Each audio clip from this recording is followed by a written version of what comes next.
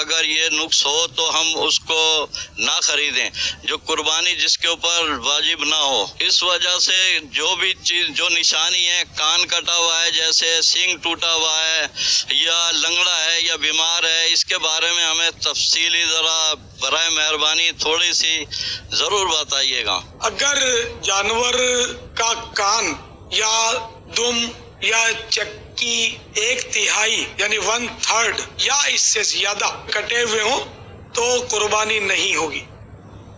1/3 سے کم ہو، پھر بھلے خالی چرا ہوا ہو یا سوراخی ہو کان میں، تو قربانی ہو جاتی ہے، لیکن مکروہ ہے، یہ بہتر نہیں ہے، افضل نہیں ہے۔ افضل یہ کہ بالکل بھی کوئی بھی نقص نہ ہو، کوئی بھی خامی نہ ہو، بالکل فریش ہو جانور، کوئی زخم کا چھوٹا سا نشان بھی نہ ہو۔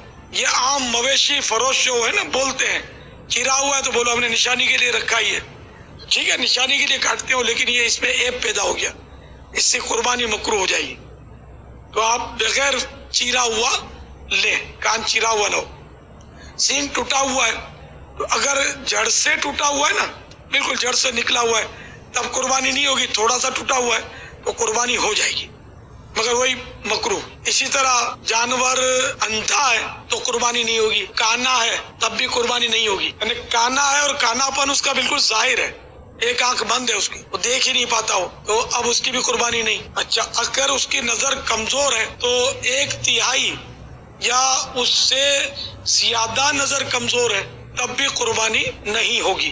بیمار ہے تو ایسا بیمار ہے کہ اس کی بیماری ظاہر ہے، تب بھی قربانی نہیں ہوگی۔ ایسا کمزور ہے کہ ہڈیوں کا مغز ہی ختم ہو گیا، تو ہڈیوں میں مغز ختم ہونے کی علامت یہ ہے کہ وہ اٹھ ہی نہیں سکے گا، پڑا رہے گا، چل کر قربان گاہ تک جانے کی اس کی طاقت نہیں ہوگی، تو ایسا مریض کمزور جانور کی بھی قربانی نہیں۔